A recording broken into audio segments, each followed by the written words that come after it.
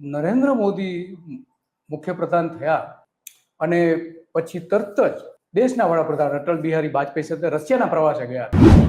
એમાં ખાસ કરીને રશિયાના એક પ્રાંત છે, રાજ્ય છે, એક ત્યાંનું સ્ટેટ છે અસ્ટ્રાખાન.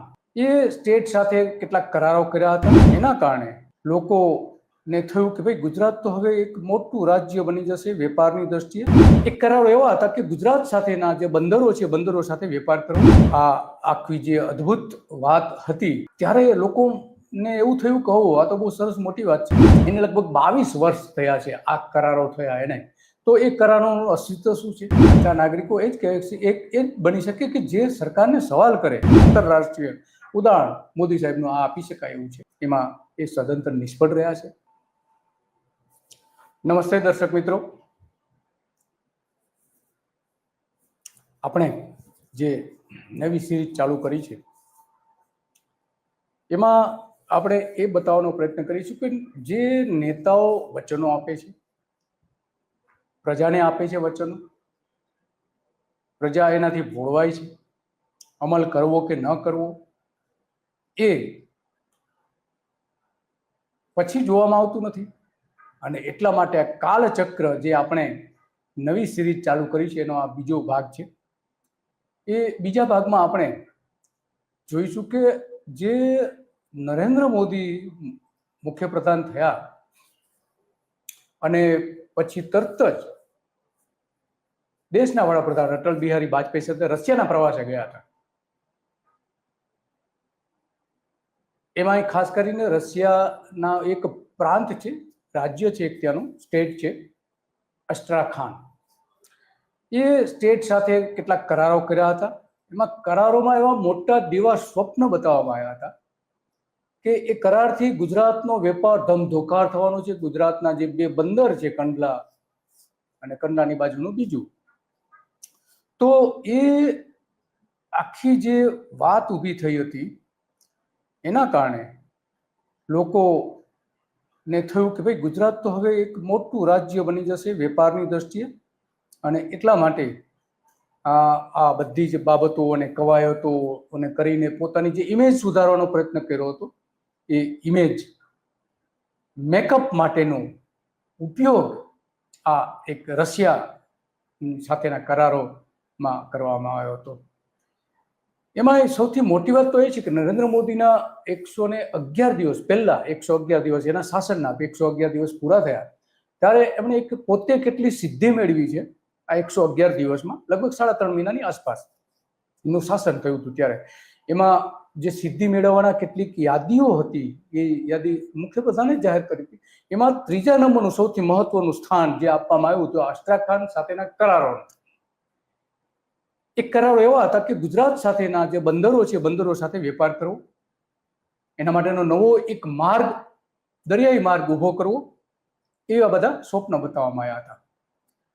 પણ મૂળ આની પડદા પાછળની રાજ રમત એવી હતી કે ત્યારે કોમી તોફાનોથી લઈને ઘણું બધું થયું હતું અને એના કારણે પછી જે થોડીક ઇમેજ ખરાબ થઈ હતી ગુજરાત સ્ટેટની અને આપણા મુખ્યપ્રધાનની પોતાની, તો એ મેકઓવર કરવા માટે આ કરારનો ભરપૂર ઉપયોગ થયો હતો.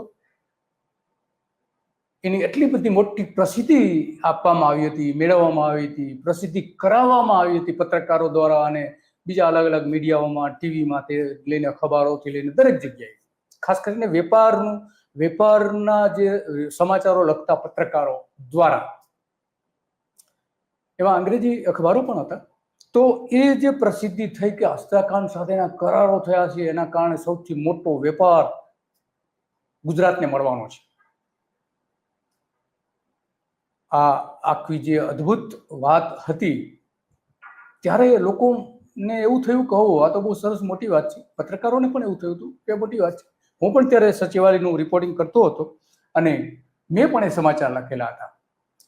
ત્યારે તો કલ્પના જ ન હોય આપણે કે એક આપણી સાથે મોટી છેતરપિંડી થઈ રહી છે, માત્ર ને માત્ર એક પ્રસિદ્ધિ મેળવવા માટે અને પોતાની ઇમેજ, એક વેપારી મુખ્યપ્રધાન તરીકેની ઇમેજ ઊભી કરવા માટે આનો ઉપયોગ થઈ રહ્યો છે. એ કલ્પના પણ ન હોય. પરંતુ હવે જ્યારે એને લગભગ 22 વર્ષ થયા છે આ કરારો થયા એને, તો એ કરારોનું અસ્તિત્વ શું છે? એ કરારો થયા પછી ગુજરાતનો વેપાર અસ્ત્રાખાન રાજ્ય સાથે કેટલો વધ્યો છે રશિયાના રાજ્ય સાથે. આપણા વાજપેયી વડાપ્રધાન હતા ત્યારે એમની સાથે નરેન્દ્ર મોદી ગયા હતા રશિયા, અને એમાં કરારો કરવામાં તેમની હાજરીમાં કરવામાં આવ્યા હતા. એ વખતનો જે કરારો જે થયા હતા એ કરારોનો એક તસવીર પણ ત્યારે રિલીઝ કરવામાં આવી હતી ઇન્ફોર્મેશન ડિપાર્ટમેન્ટ દ્વારા. તો એ તસવીર પણ આપણે જોવા જેવી છે.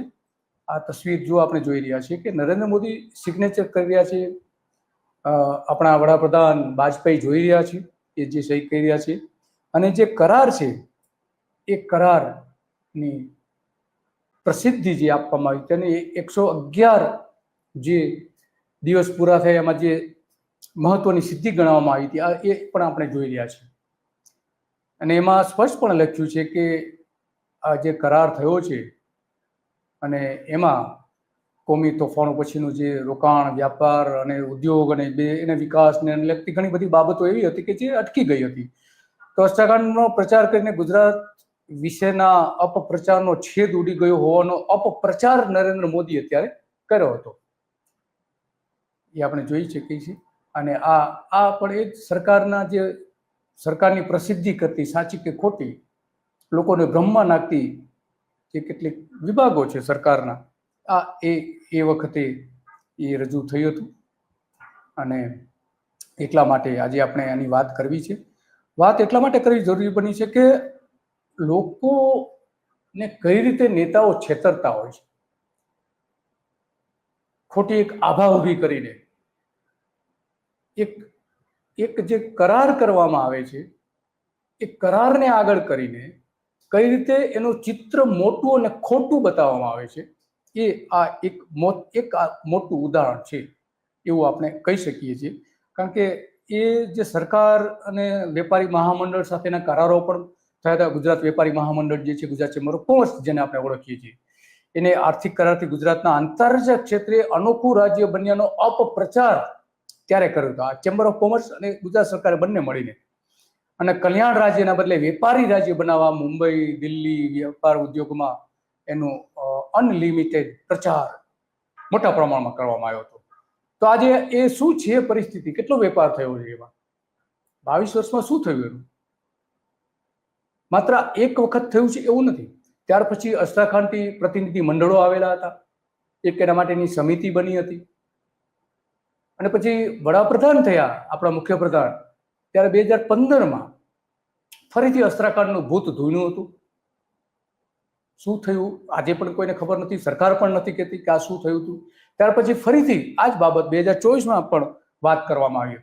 તો આ અસ્ત્રાખાન શું ચીજ છે એ આજ સુધી કોઈ સમજી શક્યું નથી. અને એટલા માટે નરેન્દ્ર મોદીએ રશિયાના અસ્ત્રાખાન પ્રાંત વચ્ચે પ્રોટોકોલ ઓફ કોઓપરેશન આવો કરાર કર્યો હતો. પણ એનું સ્વરૂપ એવું આપવામાં આવ્યું હતું કે મોટો વેપાર થવાનો છે, એક નવો દરિયાઈ માર્ગ ખુલી જવાનો છે કે જે પેલા 60 દિવસમાં એ વેપાર થતો હતો ત્યાંથી દરિયાઈ માર્ગે આવતા એ માત્ર 10 થી 15 દિવસમાં જ પહોંચી જશે, આવો પણ પ્રચાર કરવામાં આવ્યો. કેટલા વાહનો આવ્યા અહીંયા, અહીંથી કેટલા વાહનો ત્યાં ગયા? તો આ બધા જ પ્રશ્નો છે. અને એટલા માટે કે શું થયું પછી એનો એક સૌથી મોટો સવાલ આપણી સામે આવીને ઊભો રહે છે. અને સ્વાભાવિક છે કે એ પ્રશ્નનો જવાબ જ્યાં સુધી ના મળે ત્યાં સુધીના સવાલો પણ એટલા જ ઊભા થવાના છે. તો આ બધી જ બાબતો જે છે એમાં જે આપણા મુખ્યપ્રધાનની એ સમયે ખાસિયત છે, આજે પણ ખાસિયત છે કે પોતાનું કનેક્શન ક્યાં ક્યાંક જોડી લે. એમણે ત્યારે ગુજરાતના વેપારીઓ અસ્ત્રાખાન સાથે 300 વર્ષ પહેલા જે વેપાર કરતા હતા એ કનેક્શન શોધી કાઢ્યું. અને ત્યાં ઇન્ડિયા હાઉસ કરીને એક બિલ્ડિંગ પણ છે, આ જે બિલ્ડિંગ આપણે જોઈ રહ્યા છીએ એ અસ્ત્રાખાનનું આઇકોનિક બિલ્ડિંગ છે. પણ એ જે બિલ્ડિંગ જે હતું એ બિલ્ડિંગની પણ ત્યારે વાત લાવવામાં આવી હતી કે વેપારીઓ આ બિલ્ડિંગમાં રોકાતા હતા, પોતાના વેપાર કરતી વખતે ત્યારે ત્યાં જતા હતા વાહનો દ્વારા, ત્યારે ત્યાં રોકાતા હતા એવું એમનું કેવું હતું. એ વાહનનું ચિત્ર પણ રજૂ કરવામાં આવ્યું હતું એ સમયનું. અને એમાં કહેવામાં આવ્યું હતું કે ગુજરાતના વાહનો ત્યાં જતા હતા. આ એક ચિત્ર બનાવવાનો પ્રયત્ન પણ કરવામાં આવ્યો હતો. તો સવાલ એ ઊભો થાય છે કે શું થયું પછી, એનું કેટલો વેપાર વધ્યો છે, ગુજરાતમાં કેટલી ક્રાંતિ થઈ છે આટલી મોટી પ્રસિદ્ધિ લીધી પછી, એ સૌથી મોટો સવાલ એ માનવામાં આવે છે. અસ્ટ્રાખાન અને ગુજરાતને ભાઈ ભાંડુ તરીકે પણ ઓળખાવાના પ્રયત્નો કરવામાં આવ્યા હતા વેપારની દ્રષ્ટિએ, પણ પછી વેપાર ક્યાં પહોંચ્યો? 22 વર્ષ થયા, એનો આજ સુધી જવાબ સરકાર આપતી નથી. આ અસ્ટ્રાખાન શહેરનો જે કેટલોક હિસ્સો છે એ પણ આપણે જોઈ રહ્યા છીએ. તો આપણા વડાપ્રધાન જ્યારે મુખ્યપ્રધાન હતા, આજે ઇન્ડિયા હાઉસની વાત છે, આ એ બિલ્ડિંગ છે કે જ્યાં એને એક ગુજરાત કનેક્શન શોધી કાઢવામાં આવ્યું હતું મોદી સાહેબ. અને આપણે જાણીએ છીએ મોદી સાહેબ કોઈક ને કોઈક રીતે પોતાનું કનેક્શન શોધી કાઢે છે જેથી કરીને લોકોમાં ભરોસો ઉભો કરી શકે. પરંતુ એ જે ભરોસો ઉભો કરવામાં વાસ્તવમાં લોકોની સાથે સૌથી મોટી છેતરપિંડી થઈ ગઈ છે આજ સુધી. એનો કોઈ જવાબ નથી મળતો કે ભાઈ શું થયું, એ તમે કરારો કર્યા હતા, એ કરાર તો કંઈક જુદા હતા અને પ્રસિદ્ધિ કંઈક જુદી હતી. વચનો આપી દીધા કે આટલું થશે, આ થશે, તે થશે, વોટેવર જે કંઈ આપવાના હતા તે. તો થયું શું આખરે? એ સવાલ આજે આવીને ઉભો રહ્યો છે. શું થયું? કશું જ નહીં. અને એટલા માટે આપણે આ પ્રશ્ન પૂછવો પડે છે મોદી સાહેબને. જવાબ તો નહીં આપે, સરકાર પણ નહીં આપી શકે. અને એટલા માટે આ કોમી તોફાનોનું જે કલંક દૂર કરવાનું જે ડાઘ લાગેલા હતા, ડાઘ ધોવાના કેટલાક જે પ્રયત્નો થયા હતા, એ પૈકીનો એક પ્રયત્ન હોઈ શકે છે એવું અનુમાન આપણે મૂકી શકીએ છીએ, જે રીતે આપણે નરેન્દ્ર મોદી સાહેબને ઓળખીએ છીએ. કારણ કે અસ્ટ્રાખાન સાથે વેપાર કરાર કર્યા હોવાની પ્રસિદ્ધિ કરી હતી, પરંતુ એ કરાર તો કંઈક જુદા જ હતા, સહકારના કરાર હતા. શું થયું એ? તો એ ઘણા બધા સવાલો આજે આવીને ઊભા છે. શું કરશે હવે એ સવાલ છે આજે. અને સૌથી મોટી સિદ્ધિ ગણાવવામાં આવી હતી નરેન્દ્ર મોદીને. વિશ્વ વેપારમાં ગુજરાતની અસ્ટ્રાખાન સિદ્ધિને સૌથી મોટી ગણાવવામાં આવી હતી. 111 દિવસ જે થયા એમાં એ સિદ્ધિ ક્યાં ગઈ આજે? આપો જવાબ, ગુજરાતની જનતાને જવાબ આપો કે તમે વચનો આપ્યા હતા, શું થયું? કેટલો વેપાર થયો? આંકડાઓ તો જાહેર કરો કમસે કમ. આપો પ્રચાર જે થયો હતો ત્યારે લોકોને વચનો આપવામાં આવ્યા હતા, લોકોને મૂર્ખ બનાવવામાં આવ્યા હતા. તો હવે સમય છે કે તમારે એનો જવાબ આપવો જોઈએ. કારણ કે આટલા આર્થિક કરારથી ગુજરાતને આંતરરાષ્ટ્રીય ક્ષેત્રે અનોખું રાજ્ય બન્યું હોવાનો તમે જ્યારે પ્રચાર કરતા હો તો શું થયું? એ અનલિમિટેડ પ્રચાર કર્યો હતો તમે. તો આવા બધા ઘણા બધા સવાલો તો છે જ. આજે પણ સવાલો ઊભા છે, સરકાર સામે ઊભા છે, નરેન્દ્ર મોદી સામે ઊભા છે, આપણા માનનીય વડાપ્રધાન. આપણા પેટ્રોનિક જુલીઝ વચ્ચે સહી સિક્કા જે થયા હતા એ વાજપેયીની હાજરીમાં થયા હતા. એ શું થયું? કરાર ફોક થયો કે શું થયું? આજે એનો જવાબ તો લોકોને આજ સુધી મળતો નથી. જવાબ મળવો જોઈએ, કેમ ન મળી શકે? અને એટલા માટે આ બધા જ સવાલોનો જવાબ હવે 22 વર્ષ પછી આપશે? નહીં આપે. કારણ કે જ્યારે એમને જરૂર હતી પ્રચારની, પ્રસિદ્ધિની, વિશ્વ નેતા બનવાની, ગુજરાતને વિશ્વ સમક્ષ વેપારની દ્રષ્ટિએ મોટું કરવાની અને એ મોટું કરીને પોતે મોટા થવાની જે વાત હતી, પરંતુ એ વેપાર તો થયો નહીં 22 વર્ષે. આપો જવાબ. અને આ રીતે લોકોને મૂર્ખ પણ બનાવે છે, મૂર્ખ પણ બનાવે છે. ફરી ફરીને એ બધી વાતો કરે છે, પરંતુ એમાં ક્યાંય કોઈ જગ્યાએ છેડા દેખાતા નથી. અધિકારીઓ પાસે આનો કોઈ જવાબ નથી. એ સમયના રાજનેતાઓ, એ સમયના પ્રધાનો તો હવે સત્તા ભોગવીને જતા રહ્યા છે ગુજરાતમાંથી. કોણ જવાબ આપશે? સુબારાવ હતા ત્યારે ચીફ સેક્રેટરી, એમણે જાહેરાતો કેટલીક કરી હતી. સુબારાવે જવાબ આપશે? નહીં આપે. તો આ હતી આપણી આજની કે જેમાં લોકો પ્રશ્ન પૂછી રહ્યા છે કે ભાઈ કાલચક્ર ફરે છે, પરંતુ એ કાલચક્ર કોની ઉપર ફરી રહ્યું છે? પ્રજા ઉપર, નાગરિકો ઉપર. સાચા નાગરિકો બનવા માટેના જે ખૂબી છે એમાં સાચા નાગરિકો એ જ કહે છે, એ જ બની શકે કે જે સરકારને સવાલ કરે કે તમે અમને વચનો આપ્યા હતા, તમે અમારી સમક્ષ જે બધી બાબતો કરી હતી, સરકારના અમે તમને ચૂંટીને મોકલ્યા ને તમે જે કરારો કર્યા હતા એ કરારોનું શું થયું? એ કરારો જુદા હતા અને તમે પ્રસિદ્ધિ જુદી લીધી હતી. તો આવી બધી બાબતો છે કે નેતાઓ વચનો આપે છે, કરારો કરે છે, પ્રસિદ્ધિ લે છે, પરંતુ આખરે થતું કંઈ જ નથી. એનું આ એકમાત્ર સૌથી ઉદાહરણ જે કહી શકાય આંતરરાષ્ટ્રીય ઉદાહરણ મોદી સાહેબનું આ આપી શકાય એવું છે. એમાં એ સદંતર નિષ્ફળ રહ્યા છે. લોકોને માત્ર ને માત્ર છેતરપિંડી કરવા સિવાય કંઈ કહ્યું નથી. આ એક અત્યંત મહત્વની બાબત હતી, એટલે આપણે કાલચક્રમાં એને રજૂ કરી છે. અને આવા જ વિષયો ઉપર આપણે કાન પકડતા રહીશું રાજનેતાઓના, અલગ અલગ રાજનેતાઓના.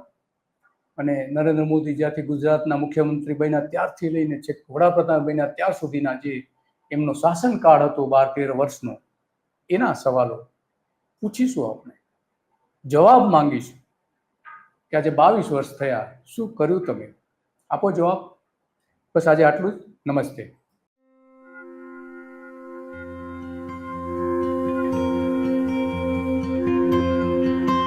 કાલચક્ર. કાલચક્ર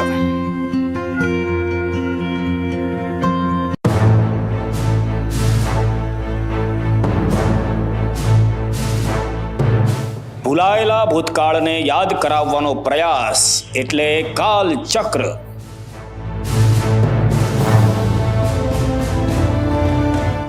એ કાલચક્ર એક એવું ચક્ર છે કે જેમાં શક્તિશાળી નેતાઓથી લઈને સામાન્ય લોકો એ કાલચક્રની અંદર આવી જતા હોય છે. અહીં તહીં ફરી ફરીને બોલનારાઓ બોલ્યા બાદ ફરી ગયા હતા. એ યાદ કરાવવાનો પ્રયાસ એટલે કાલચક્ર.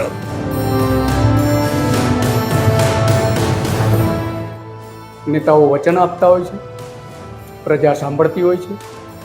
બંને વચ્ચેના જે કાલચક્ર સતત ફરતા રહે છે.